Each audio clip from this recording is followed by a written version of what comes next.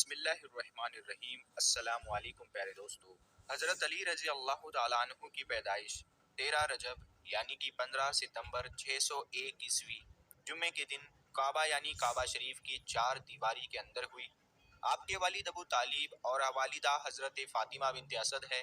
ابو طالب پیغمبر حضرت محمد صلی اللہ تعالیٰ علیہ وسلم کے سگے چاچا ہے، یعنی کہ حضرت علی رسول اللہ صلی اللہ تعالیٰ علیہ وسلم کے چچیرے بھائی اور داماد بھی ہے۔ آپ حضرت علی شیر خدا کے نام سے مشہور ہے اور آپ اسلام کے چوتھے خلیفہ بھی ہوئے ہیں۔ حضرت علی رضی اللہ تعالیٰ عنہ نے 8 یا 10 سال کی عمر میں اسلام قبول کیا تھا۔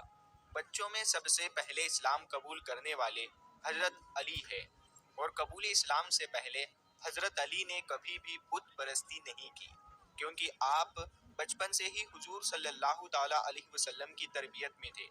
دوستو، جب حضرت علی کی پیدائش کا وقت قریب آیا تو تاریخ گواہ ہے کہ 11 رجب کے دن حضرت علی شیر خدا ان کی والدہ بی بی فاطمہ بنت اسد کعبہ شریف کے پاس گئی اور کعبہ کی دیوار پر اپنا ہاتھ رکھ کر کہنے لگی، اے اللہ، اپنے ولی کا ظہور فرما۔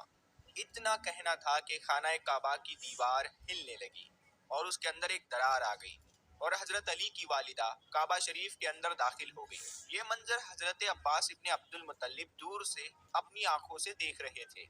جیسے ہی آپ نے دیکھا کہ کعبہ کی دیوار پھٹ گئی اور بی بی فاطمہ بنت اسد اس کے اندر چلی گئی، تو آپ چیخ چیخ کر لوگوں سے یہ کہنے لگے کہ ابو طالب کی بیوی خانہ کعبہ کے اندر چلی گئی، جس کے پیٹ میں بچہ بھی ہے۔ آؤ سب آؤ اور مل کر ہم سب خانہ کعبہ کا دروازہ کھول کر اس کو باہر نکالتے ہیں۔ اس کے بعد یہ بات آگ کی طرح پورے عرب میں پھیل گئی اور لوگ دور دور سے آ کر خانہ کعبہ کے پاس جمع ہونے لگے۔ دوستو، اس کے بعد لوگ خانہ کعبہ کے دروازے کو کھولنے کی کوشش کرنے لگے، لیکن کسی سے بھی اللہ کے گھر کا دروازہ نہیں کھلا۔ اس وقت پورے عرب میں 2 لوگ مطمئن تھے، پہلے حضرت ابو طالب اور دوسرے اللہ کے پیارے رسول حضور صلی اللہ تعالیٰ علیہ وسلم۔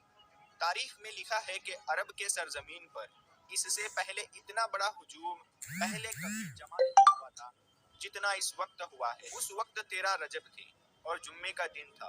لوگ خانہ کعبہ کی طرف دیکھ رہے تھے کہ اتنے میں خانہ کعبہ کی دیوار ہلنے لگی اور انہوں نے وہی نظارہ ایک بار پھر سے دیکھا۔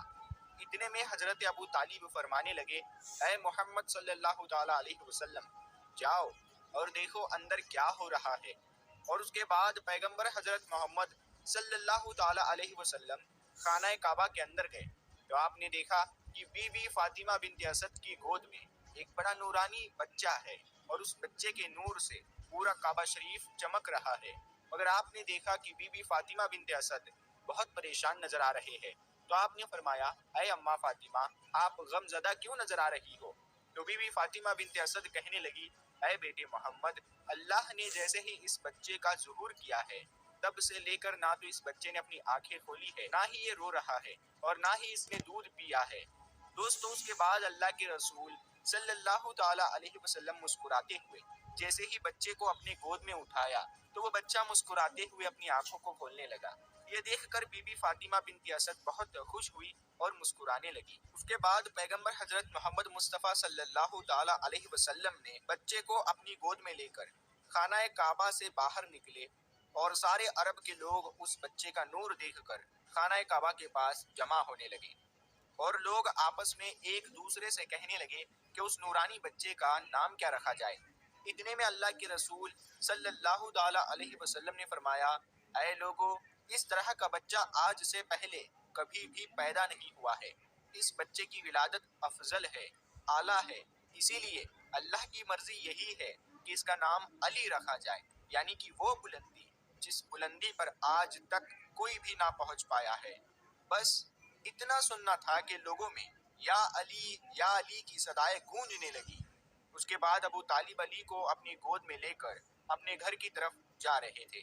پھر راستے میں ان کو ایک منافق ملا جو کہنے لگا، اے ابو طالب، وہ رسم نہیں کرو گے جو ہر بچے کے ساتھ کی جاتی ہے؟ دوستو، ہم آپ کو بتا دیں کہ اس وقت مکہ میں یہ رواج تھا کہ پیدا ہونے والے بچے پر سانپ کو چھوڑا جاتا تھا۔ اگر سانپ بچے کو مار دیتا تو وہ کہتے تھے کہ یہ بچہ اپنے باپ کی اولاد نہیں تھی، لیکن اگر وہ سانپ بچے کا کچھ بھی نہیں بگاڑ پاتا تو وہ سمجھتے تھے کہ یہ بچہ اپنے باپ کی ہی اولاد ہے۔ اس کے بعد ابو طالب نے پیغمبر حضرت محمد صلی اللہ تعالیٰ علیہ وسلم کی طرف دیکھا اور اس بچے کی طرف دیکھا، اور پھر ایک جگہ پر حضرت علی کو رکھ کر کہنے لگے، لاؤ اس سانپ کو لاؤ جس پر تم فخر کرتے ہو۔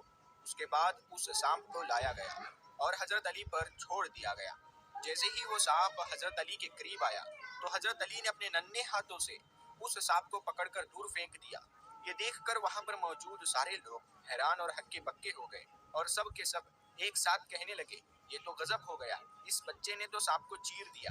یہ آواز سن کر آپ کی والدہ بی بی فاطمہ بنت اسد کہنے لگی کہ یہ میرا بچہ حیدر ہے، شیر ہے، جس نے سانپ کو چیر کر 2 ٹکڑوں میں تقسیم کر دیا ہے۔ پیارے دوستو، حضرت علی رضی اللہ تعالیٰ عنہ وہ ہے جن کی پیدائش خانہ کعبہ میں ہوئی، جو آج تک کسی کی بھی نہیں ہوئی ہے۔ حضرت علی وہ ہے جو اللہ کے پیارے نبی حضور صلی اللہ تعالیٰ علیہ وسلم کی پیاری بیٹی حضرت فاطمہ رضی اللہ تعالیٰ عنہ کے شوہر اور آپ کے داماد ہے۔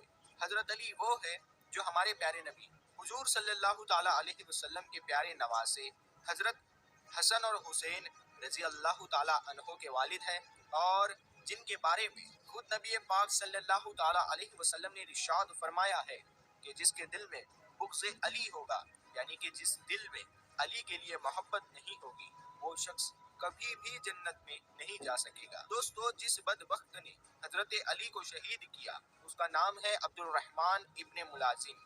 اس نے 19 رمضان کے دن فجر میں آپ کی پیشانی پر حملہ کیا اور 21 رمضان کے دن آپ کی شہادت ہو گئی۔ 21 رمضان یعنی کہ لیلۃ القدر کی رات، جو ہزاروں سالوں کی راتوں سے بہتر اور افضل ہے، یعنی کہ 21 کو ہی لیلۃ القدر اور 21 کو ہی حضرت علی کی شہادت، یعنی کہ ہزاروں شہیدوں سے بڑھ کر شہادت۔ ایک مرتبہ ایک بزرگ نے کچھ یوں بتایا حضرت علی کے بارے میں۔ اس نے کسی سے پوچھا کہ آپ کی نظر میں بہترین مقام کیا ہے؟ تو اس نے کہا کہ مسجد۔ پھر اس بزرگ نے پوچھا کہ مسجد میں بہترین جگہ کون سی ہے؟ تو اس نے کہا کہ محراب۔ پھر اس بزرگ نے پوچھا کہ بہترین عمل کیا ہے؟ تو اس نے کہا کہ نماز۔ پھر انہوں نے پوچھا کہ بہترین نماز کون سی ہے؟ تو اس نے کہا کہ نماز فجر۔ پھر انہوں نے پوچھا کہ نماز کا بہترین حصہ کون سا ہے؟ تو اس نے کہا کہ سجدہ۔ پھر انہوں نے پوچھا کہ بدن کا بہترین حصہ کون سا ہے؟ تو اس نے کہا کہ پیشانی۔ پھر انہوں نے پوچھا کہ آپ کی نظر میں بہترین مہینہ کون سا ہے؟ تو اس نے کہا کہ رمضان۔ پھر بزرگ نے پوچھا کہ رمضان میں بہترین رات کون سی ہے؟ تو اس نے کہا کہ شب قدر کی رات۔